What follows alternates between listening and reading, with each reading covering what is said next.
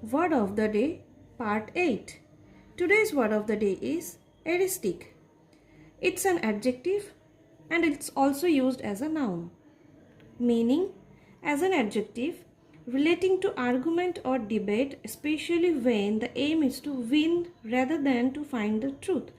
অর্থাৎ কি না কোনো একটা ঘটনার পিছনে আসল সত্যি কি সেটা না খুঁজে যদি শুধুমাত্র জেতার উদ্দেশ্যে আননেসেসারি আর্গু করা হয়, তর্ক করা হয়, সেক্ষেত্রে এরিস্টিক ওয়ার্ডটা অ্যাজ অ্যান অ্যাডজেক্টিভ ইউজ করা যেতে পারে। অথবা a person who argues just for the sake of winning, সত্যি মিথ্যে ঠিক ভুল বিচার না করে যদি কোনো ব্যক্তি শুধু জিতবে বলে তর্ক করতে থাকে, সেই ব্যক্তিকেও অ্যাজ আ নাউন এরিস্টিক বলা যায়। Synonyms: argumentative, quarrelsome, contentious, disputatious.